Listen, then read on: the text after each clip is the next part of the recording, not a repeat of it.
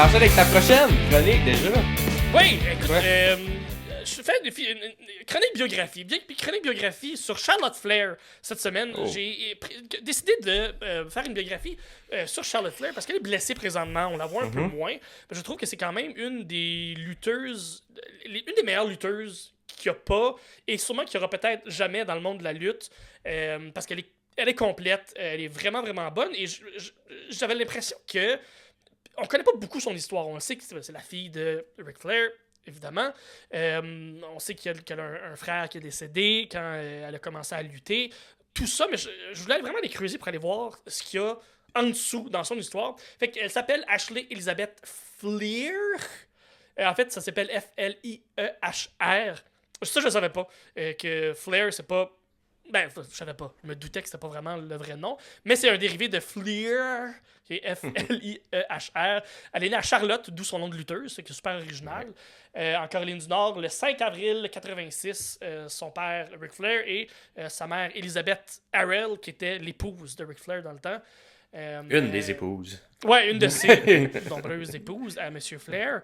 Elle a une demi-sœur aînée, Megan, un demi-frère aîné, David, et son plus jeune frère, Reed, qui est décédé le 29 mars 2013. C'est une lutteuse professionnelle signée à la WWE, pour ceux qui ne le savent pas, sous le nom de Charlotte Flair. Je pense que c'est juste Charlotte maintenant. Ils ont comme enlevé le Flair complètement. Hein. C'est encore là, tu sais, mais on met plus de l'avant Charlotte. Ouais. Excellent. Parce qu'à un moment donné, le WWE, récemment, ils ont enlevé tous les noms de famille aux lutteuses. Puis ça, je trouve ça tellement niaiseux parce que c'est comme vraiment... C'est Trish, c'est pas Trish Stratus. Puis mettons, Lita, c'est cool parce que genre c'est comme son personnage, mais tu sais, je trouve que le nom vient avec, c'est poche que... Tu sais, mais même, ils ont même traduit des noms plus exotiques, quote-unquote, en américain aussi. Ouais. Mais tu sais, je pense que ce boulet est révolu. Là, c'était vraiment du Vince McMahon qui essaie juste de micromanager un peu tous les personnages. Puis depuis que Vince n'est plus là, puis c'est Triple H, c'est comme un Butch, Pete Dunne est revenu à Pete Dunne. Oui, ça fonctionne, puis c'est beaucoup plus... C'est moins gimmicky, puis je trouve que ça fonctionne mieux pour le personnage. Charlotte Flair a fait sa première apparition dans le monde de la lutte professionnelle aux côtés de son père à la WCW en 1993.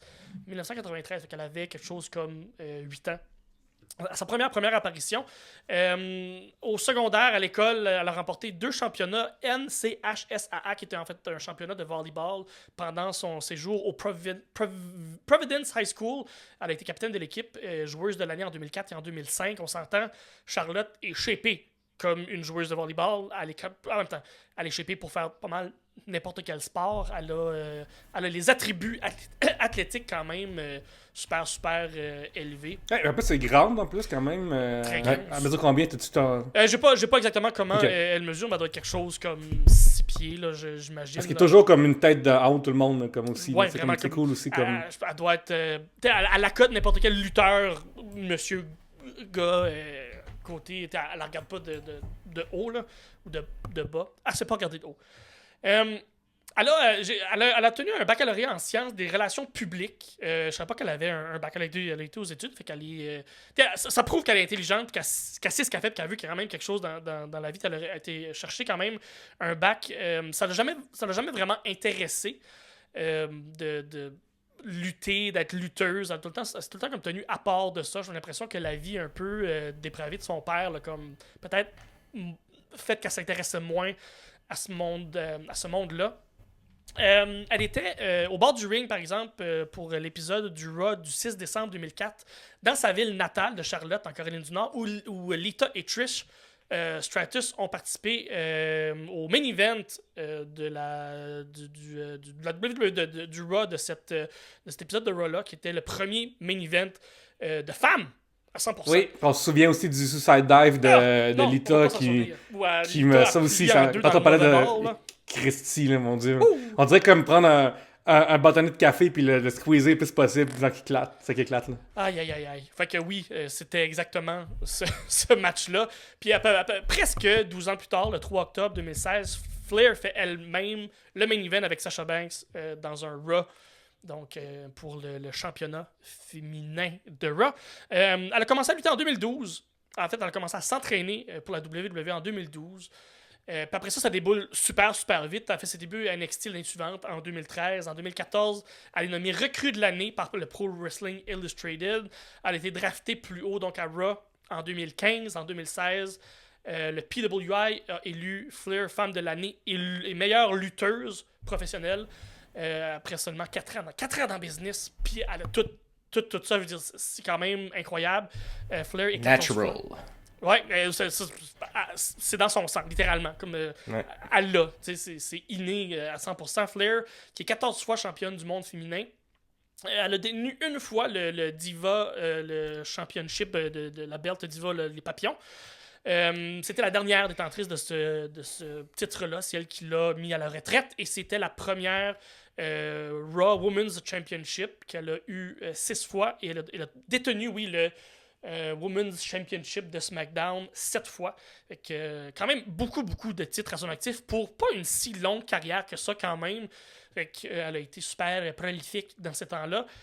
Elle a également eu le championnat NXT 2 fois et le championnat par équipe aussi une fois. Fait qu'elle est championne du Grand Chelem, la Madame Flair.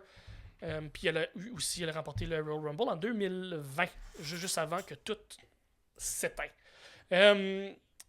Son match avec Becky Lynch et Ronda Rousey à WrestleMania 35 en 2019 était la première fois qu'un match féminin était le main event du plus gros show de l'année de la WWE. Fait que, on voit vraiment que la WWE ont mis tout, ils ont confiance en elle.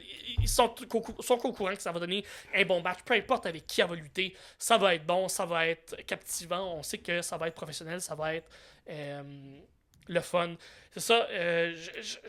Finalement, pour me rendre compte au bout de tout ça que la biographie de Charlotte est un peu pas plate, mais elle est comme. Il n'y a rien qui sort de l'ordinaire. Elle a eu une vie assez. Elle avance tout le temps. Elle a fait son chemin. Elle a travaillé fort, oui, mais il n'y a rien. À part en 2008, où elle s'est fait arrêter après avoir agressé un policier. Après une bagarre avec son chum puis son père, elle a plaidé coupable. Elle a été accusée et condamnée à 45 jours de prison, mais finalement, sa peine a été réduite à une probation sous surveillance et une amende de 200$. À part ça, il n'y a pas grand-chose à dire de Charlotte Flair, plus que c'est sûrement une des meilleures lutteuses qui existe et qui va pas exister pour le reste du temps où la lutte va exister.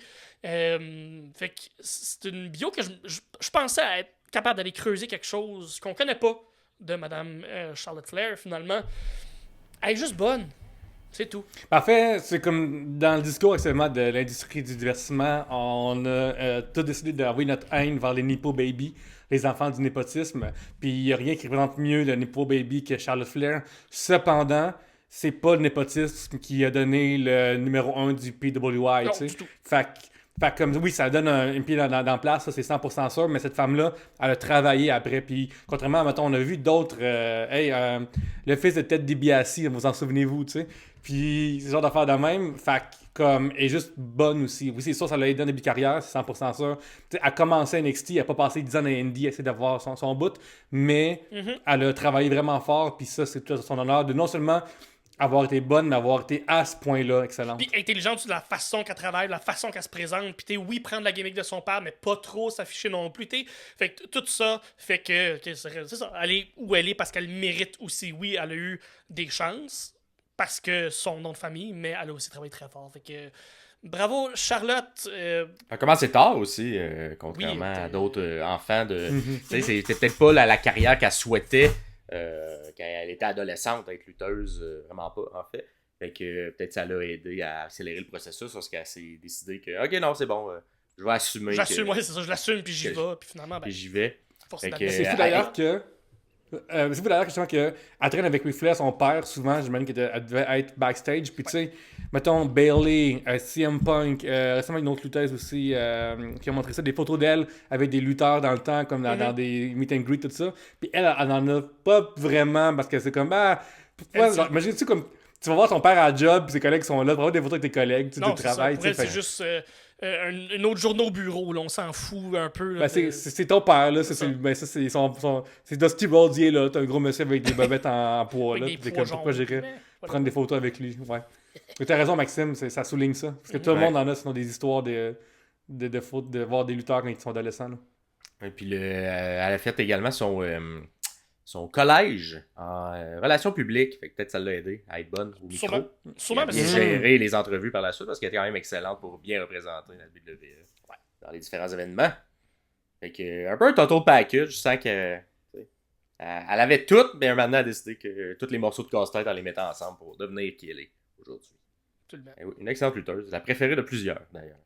Ouais, puis là aussi, sentimentalement, elle est encore avec Andrade, je pense. Je crois que fait que, fait que, c'est quand même intéressant pour aussi d'avoir une relation avec... Là, le gars, il est plus à la AEW, mais quand il était dans deux, chacun de leur base, ça doit être tough sur une relation de comme... Tu sais, là, genre, j'ai vu que Bayley était allé voir Sasha Banks à la AEW, Madame Monet, puis Madame Mercedes Monet. Puis il y a une époque où est-ce qu'elle serait gravement punie pour avoir été ailleurs. Puis je sais pas comment est-ce que M. Lévesque va gérer ça. Là. Je pense qu'il sent contre Calice. J'espère. Parce que ça change absolument rien à la parce qu'il aimerait ça revoir aussi Sasha Banks éventuellement. Ben, c'est ça. C'est pas le temps de la faire.